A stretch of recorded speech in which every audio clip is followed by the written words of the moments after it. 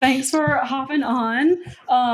Obviously, we just started working together, and I know who you are, but do you want to kind of share a little bit about yourself and about your brand? Yeah, absolutely. My name is David. I am the founder of Huppy. It is a sustainable oral care brand. There's products like toothpaste, mouthwash tablets. These are chewable, travel-friendly version of the original dental care product. Toothpaste usually comes in a tube. This is a tablet where you take when you chew, you wet your toothbrush, and you brush like you normally would. Foams up just like traditional toothpaste. Great to put in your suitcase. TSA friendly, things like that. And yeah, I've been doing this since 2020. Used to work in finance and wanted to create a better solution that is less waste for the world. And, we've scaled it to a point where we're launched into Whole Foods nationwide, carried by a bunch of small independent retailers as well, and sell on different channels like Amazon and direct to consumer. Yeah, that's how in a nutshell. That's awesome. I noticed on Instagram you have like a little bit over 10,000 followers. Like, how long did it take you to get there? If you've been doing this for, I guess, the last like 4.5 years. Yeah, that's a good question. It started off a little bit slow. I think building a brand on Instagram back in 2020. It's a little easier. That's where TikTok wasn't really social yet. But partnering with a bunch of influencers, doing giveaways, doing things like that, gradually grew that for the past like 4 or 5 years. So it's taken, a little bit of time year over year. And I think posting a lot of reels is where the most growth has Yeah. come from when it comes to organic social on Instagram. Yeah, I think like everyone I talk to, their kind of goal is like we need to hit 10,000 followers for, whatever reason to look good, to kind of impress people like Whole Foods or just to seem more legitimate. So you mentioned influencers. Did you start working with them from the get-go? Were you doing seeding? Did you start paying people immediately or just tried to kind of push out gifts? Yeah, I think like partnering with other brands has been really helpful. So if it's a brand that's a little bit larger than you, you can generally curate it. And if you're a smaller brand, it's helpful to lead because the other brand has already a lot of followers. So as long as you curate that, get a bunch of good brands together, then it's a really easy way to get followers that way. And so we were just spamming those ways, doing as many ways as possible. And it's also cool exposure to the person who wins to get that product. So the value is not only in building followers, but it's also you can think of it as gifting, getting the product to as many people to try it who are obviously interested because they're viewing the giveaway and things like that. And then when it comes to a low cost CPG product, my belief has always been gift it, give it away. Um, as many people can see it, I think the better. So there's a monthly budget that we allocate to just gifting, giving this to as many people as we can. When you're gifting, and whether that's like a different number in 2020 versus today, do you see like a general number of like, oh, 50% of the people we gift to post or anything like that? Yeah, I think 50% is quite high, if I'm being honest. We always Totally. gift without the intention of posting. I think that's where the beauty is. And if someone really loves your product, I think naturally, natively, they're going to be posting about it. But we always try to do it very low pressure. Here's a product. If you love it, you know where to tag us. And that's led to some of the most viral videos. There were some videos in the early days that generated 3 million views on TikTok just by gifting.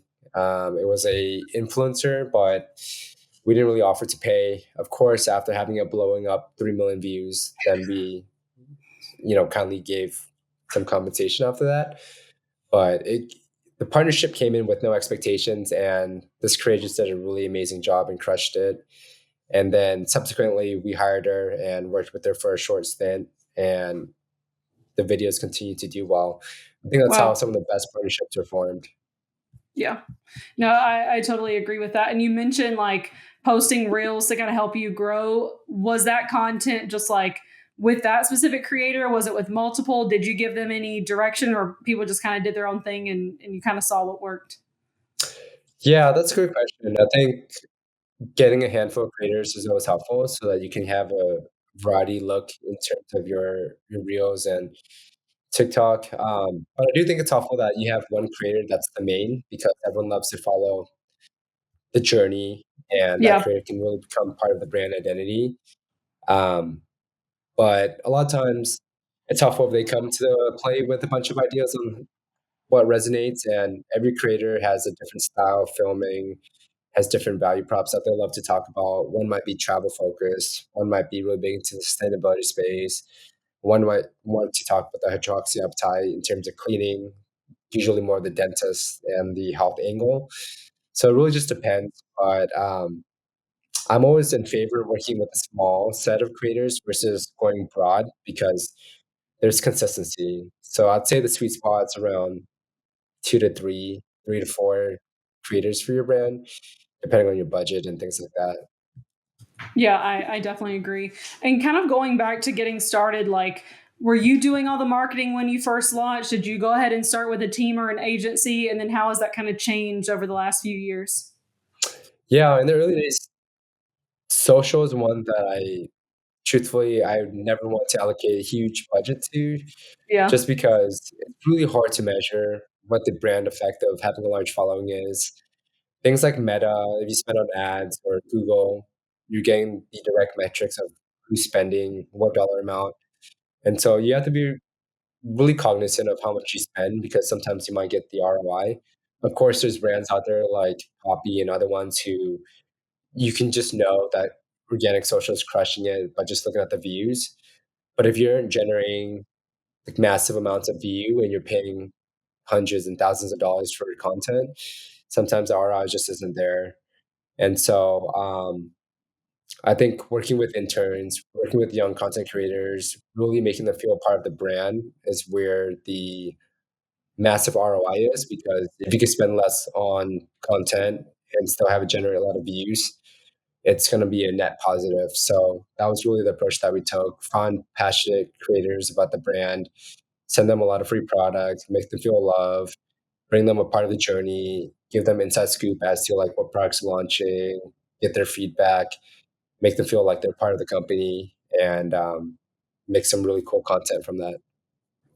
Yeah, that's awesome. So it sounds like you started with paid ads and then were you do like starting with email or any other channels? Yeah, I think for any direct to consumer brand, email is always like an integral part of the strategy. Um, if you're spending a lot on Facebook ads, you need to retain them. And a lot of times people aren't going to purchase on first purchase. And so having a strong email funnel is really, really important. Helps you bring down your customer acquisition costs. So email is integral. You have to have a welcome flow, abandoned cart, return purchase flow.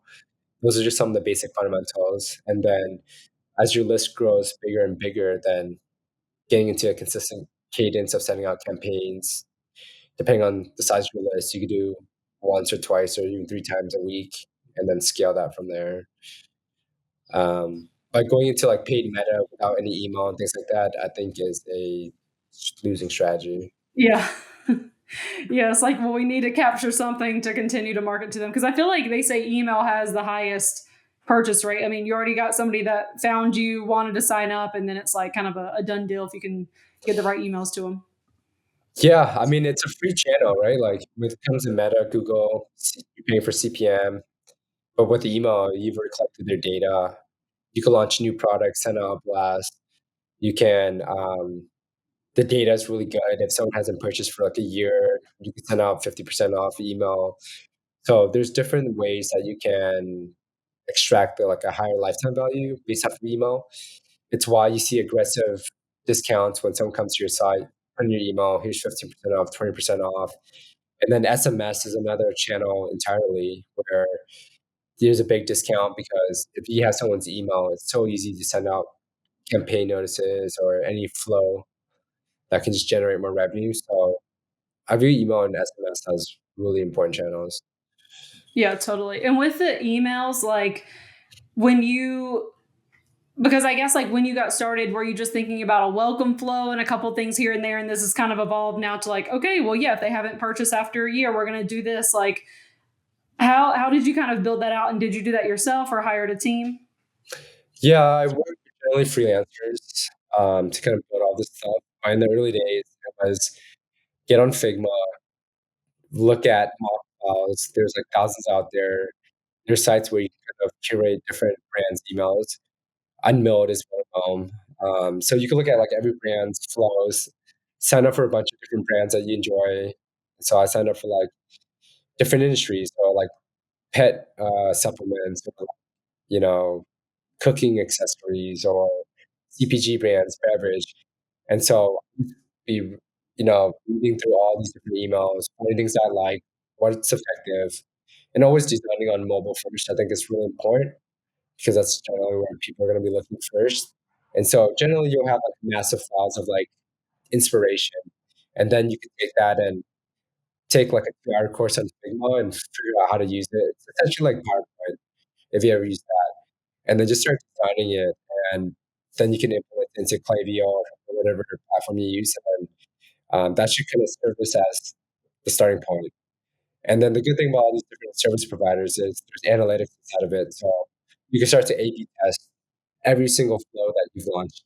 So you might say, look, maybe the first email blasting the discount code is great, but maybe let's try a different test where we keep on the second email. And then you can measure the results in terms of how much revenue is generated, what the click rate is, purchase rate. And so it's all just of constant iteration, testing different things, different designs to boost the ROI on each flow. Um, and then as you get bigger and more intricate, then you can start developing different segments and then building more flows. So like we mentioned earlier, if someone hasn't purchased in a year, they're very unlikely to purchase, right? So you could try, maybe they don't like purchasing direct to consumer. Maybe they need to be pushed to Amazon. Maybe we should flow pushes them to retail store, or maybe it's give them a massive discount. So there's different strategies that you can implement, but at the end of the day, it's all about just looking at the metrics, seeing what works, what doesn't, and iterating. Yeah. And I think you having a background in finance kind of leads a lot to like you really caring. Obviously, everybody should care about the finances of their business, but like the analytics and stuff. And I feel like that may not be every brand owner's forte. Would you say that, okay, because you started this brand and you initially were like, I'm not going to put a lot of money into organic because, yes, you can't measure exactly what's happening. As you've grown this brand over the last 4.5 years, would you say you've invested more now into organic and you've seen maybe some trends that you're like, oh, I don't know exactly what that, this came from, but we know that we've grown Instagram followers and our sales have grown. Is there any things you've seen kind of happen over the last few years? Yeah, I think when it comes to organic, you need to have it. And that doesn't mean you have to pour thousands of dollars a month in terms of a full blown strategy. I Yeah. think nowadays people are looking for authenticity more than anything. And, I think that comes in the form of content, of video content. And you can still pull the metrics from that. TikTok, Instagram will tell you how many views. So you can think of that as how many impressions you generated and then how much you paid for each piece of content. But sometimes when it comes to organic strategy and brand building, as much as a finance guy as I am, you can't put a dollar amount on it. And I think you have to have a Yeah. solid foundation just to have it. Now, once you've established a baseline, that doesn't mean you need to go like beyond that if the ROI isn't there. But without a solid baseline, then someone viewing your ad on Instagram might go to your page and see that there's nothing there. Maybe they won't purchase it. It's hard to measure. So you need to have at least something. Yeah. And kind of going back to like, you can't put a dollar amount on certain things.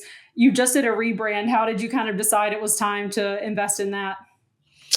Yeah, that's a great question. So launching Huppy in 2020, I had this whole idea that Gen Z were the ones going to be purchasing this product because they care, based on all the surveys, they care the most about sustainability and they care about authenticity, who makes the product. So they don't want to support the Colgates, the Crest. There's a new innovative product that's better for the world and for your teeth.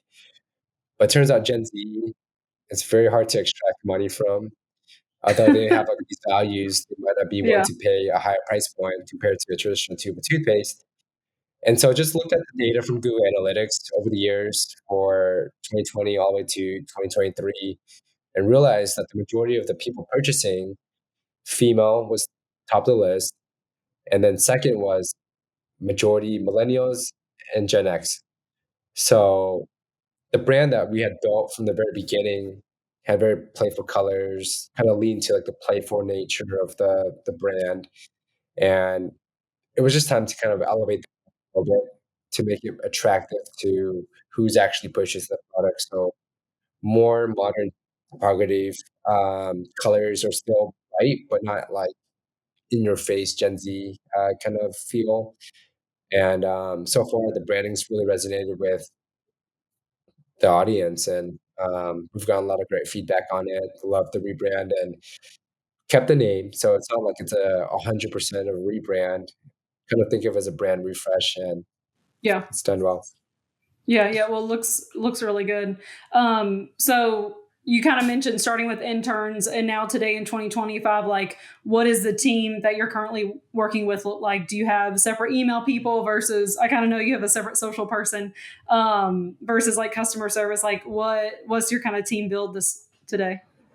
Yeah, that's a great question. I think in 2025, moving away from I think a lot of brand owners today are trying to do more with less and with specialty roles.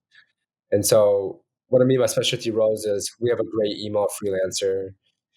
She works with other brands as well, but she executes all of her emails, campaign strategies, and all of that. Separate organic person who thinks about high level organic and how do we curate an amazing feed, make sure that all the important things are being highlighted. Have a separate person in terms of content strategy on paid social. So creative strategist there who's also executing all of our ads, deploying them on Meta. And then when it comes to operations, that's internal. So have a couple brand associates, operations associates who manages inventory, manages purchase orders and things like that. So everyone's really good at what they do, but it's all in the freelancing capacity, which I think as a young small brand, that's the way to do it because it gives you the Yeah, most leverage. If something's not working, you can kind of pivot quickly. The hiring process to find something really good could be quite extensive. And then let's say it doesn't work out in 1 to 2 months, then it's hard to kind of pivot from there. So that's what I yeah. found best for Huppy. Yeah. So it sounds like you've talked about email, SMS, paid, and social. Have you done any events or are you kind of still, I guess within social, we kind of count influencer marketing, but are there any other channels you're kind of working on or looking to do this year? Yeah, we're really big into demoing. And so being in Whole Foods, this is a product that requires a lot of education. Yeah. And if there's people in stores handing out samples, talking about the product, I think that's where the best ROI is. Um, Being a new form factor, I think testing it is always the question. Um, you need to really take it home, try it, and that's the best way to kind of attract someone. So we do about 20, 25 demos per month, and these are brand ambassadors who go into a store with samples, with Huppy merch, and they're just handing out samples, talking about the product, and educating guests as they come in. How are you kind of choosing what regions to do that in? Is it based on sales or maybe like in the Whole Foods that you're not doing well, kind of going in and doing sampling there? Yeah, that's a great question. So there's stores that are easier to execute in terms of they're all kind of centralized in a region. So um, it really depends. I see Florida as a really good market. People are usually an active lifestyle, traveling, so you kind of pick and choose which demographics you want to hit. I think looking at on Google Analytics, it tells us that big metro cities are really good. So Los Angeles, Seattle, Dallas, Miami are all really good. New York are really good regions. So generally, that's where we're hitting really hard. And then also there's data on which kind of regions are underperforming. And I also think that requires more education too. So kind of picking and choosing based off the data, I think is really important. You want to hit really strong markets because that's where you're going to drive a lot of sell through on shelves. But then also the regions that aren't doing well. you also want to hit those too because probably needs a little more education in those areas. Yeah. So earlier you talked about like working with freelancers. Obviously, it's easier to pivot as you're seeing like things change or happen or not work. Has there been any big like learning curves, or like you tried something it immediately didn't work, or you learned some lessons? Um, I think in demoing, I did a few demos myself and really learned what works, what doesn't. And so we made like a ton of modifications to the booth in terms of design, in terms of signage, in terms of merch. So all that's kind of shifted from the first couple months that we started working with demos. In terms of brand marketing, um, I would say leaning on the drops appetite has been really strong. I think in historically, this is a product that different messaging works for different channels. So when in demos in stores and Whole Foods, talking about the travel angle works really, really well in person. It's the first thing that people resonate with, being a tablet form. But when it comes to content on TikTok and other channels, seems like the health angle works a lot better. So TikTok, I know talking about nanohydroxyapatite has worked really, really well for us. And then on Meta, surprisingly, sustainability plus some of the value props has worked well. So it's really interesting to see what channels kind of resonates, the messaging and things like that. And when you're talking about those, are you talking about that resonated well on paid and organic, or just on paid? Primarily on paid. Okay. Yeah, I think like I see a lot of educational kind of like this is the obvious choice for this brand to make and be posting about on TikTok, and then it like doesn't work. But then the one that's like, oh, this video took us 2 minutes because it's about a trend, but like it incorporates the product does so well. Yeah, I think, and we're going to be working on videos and stuff together, but I think there's like so many different angles we can try and just kind of like making sure that we stay relevant. Yeah, absolutely. I also think behind the scenes generally works really well, depending on TikTok and IG as well. I think people love to see that. Yeah, any So like factory content or like you're in there doing this, like people love that. yeah, I think what's also worked really well for us is we used to manufacture in-house. So I had a Oh, wow. facility and was able to get a ton of footage during that time Yeah. with 10 employees making the product. And if we look historically, what's really, really worked well for us has been behind the scenes content. Yeah, totally. Um, well, I guess my final question is like for new CPG owners or people that may have not scaled to the point that you're at, like, do you have any tips or just things that they should be looking at? Yeah, I think I think building a CPG brand today has never been harder. Yeah. There's so many different factors when it comes to Yeah. operations and then rising CPMs on Meta. It's important to build a profitable business. And so I think there was a big stigma versus going on Amazon, other channels that people are looking for products already. But whatever channel that you find, there's oftentimes you have to diversify right off the bat versus being only direct to consumer or being only on Amazon. And I think that's where the beauty is where you can create a multiple channels that kind of work cohesively. If someone sees it on Amazon, they might not buy it, but then they might see an ad on Facebook, and then they might see an organic social post, and then they finally purchase it. So um, I'm a numbers guy. I think at the end of the day, get on as many channels as you can profitably, um, and then measure the ROI on that and see what really works. Double down on that and go from there. I think that's been our strategy from the beginning, being on Amazon, being on Facebook, not being in retail, and then a bunch of independent small retailers. It's just really created a halo effect where people can purchase it anywhere and we're able to scale ad budget and things like that profitably. So that'd be my Yeah. number one advice. Yeah, that's awesome. Well, thanks for sharing. If you want to find Huppy, you can find them on Amazon or at thehuppy.com.